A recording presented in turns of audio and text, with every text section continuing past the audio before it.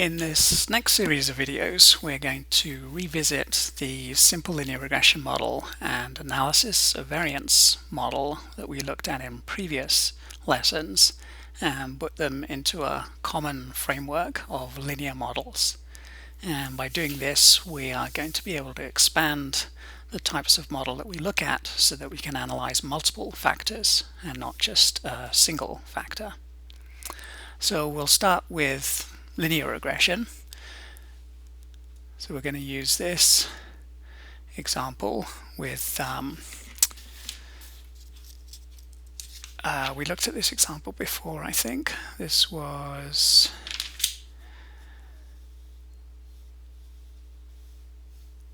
plant biomass stability. So we've got log transformed ecosystem stability as our response variable, and then we've got species number treatment as the predictor variable. So we looked at this example before, but we're just going to revisit it so that we can put it into this common framework of linear models. Okay, so let's fit some models. So the first model I'm going to fit is something I'm calling a reduced model or a null model. So you can see that we're using LM again, as we've used before, which stands for linear model.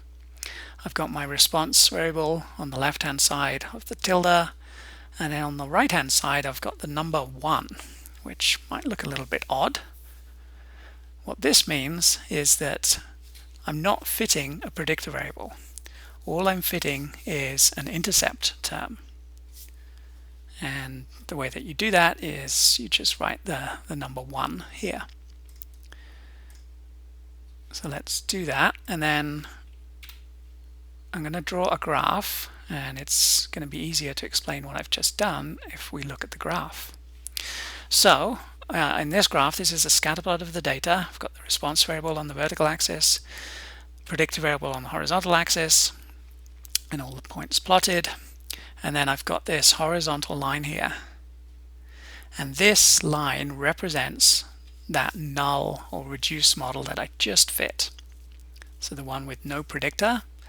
And we can see that it doesn't matter what value the predictor variable is, because this line it has the same value, the same response value, whatever the predictor value, because it's a horizontal line.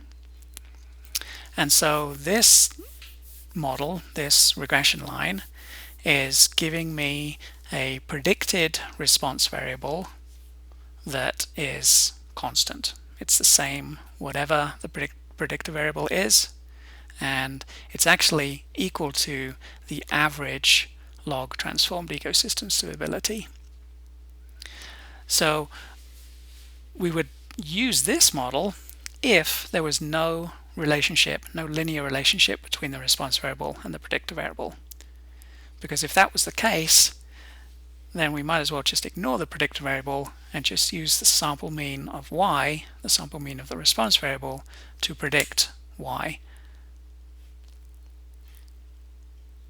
By contrast, if I fit what I'm calling the full model, so the full model in this case is just a simple linear regression model, then I get a line that will not be horizontal.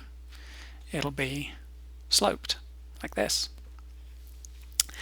And this is the simple linear regression model. This is the model we use if there is a linear relationship between the response variable and the predictor variable. And so one way to think about this now is, how much better does this model fit the data than this model? What do we gain by having a line that's got a non-zero slope? So you might be thinking to yourself, well, we tackled that question before when we tested the slope. We did a hypothesis test for the slope, and that was what we used to tell us that what we were looking at indicated that there is, in the population, a linear relationship between y and x, between the response variable and the predictor variable. So that is true. So if we go here to the summary table, the way that we did the hypothesis test was to look at the test statistic and look at the p-value, and because the p-value is so small, smaller than 0.05, we rejected the null hypothesis that the slope is 0 in favor of the alternative hypothesis that the slope is not 0. So that's what tells us there is a significant improvement in fit between this model and this full model, what I'm calling the full model, and the reduced model, or the null model. Turns out there's another way of doing this, and that's to look at the analysis of variance table.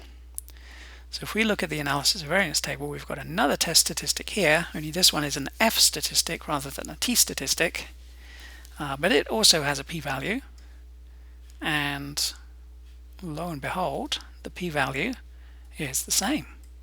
Where is it? There.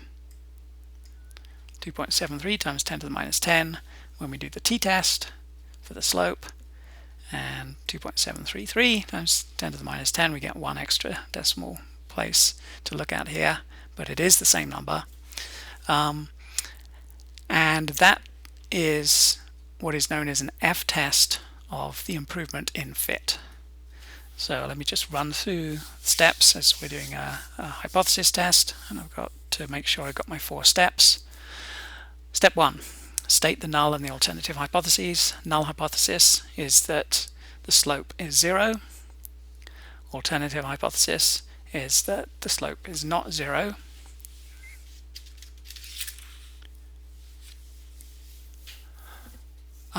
Second step, test statistic. The test statistic is given here. It's an F test statistic. Third step, p-value. P-value is given here. Fourth step, make a decision, draw a conclusion. The decision is to reject the null hypothesis in favor of the alternative because the p-value is smaller than the significance level of 0.05, and the conclusion is that it looks like the population slope is not 0.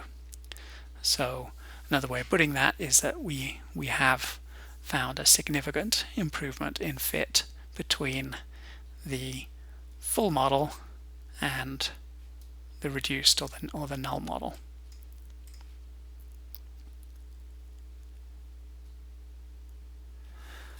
Once we've done that, and we're satisfied that this model does present a significant improvement on this model, then we can use this model to make predictions. So for example, if I'm trying to predict the log transformed ecosystem stability when the predictor variable is 8, I can look at my graph, and I can go up to 8 and trace back over here to whatever that is. So it looks like it's like 1.5, 1.5. More accurately, I can use the sample estimate of the intercept and the sample estimate of the slope, put them together in the regression formula and plug in the value 8 and come up with a prediction there, 1.46, or I can use the predict function here, 1.46. So that's how simple linear regression fits into this general linear model class of models that we're going to look at throughout this lesson and this series of videos. So in the next video, we're going to look at how the analysis of variance model fits into this framework.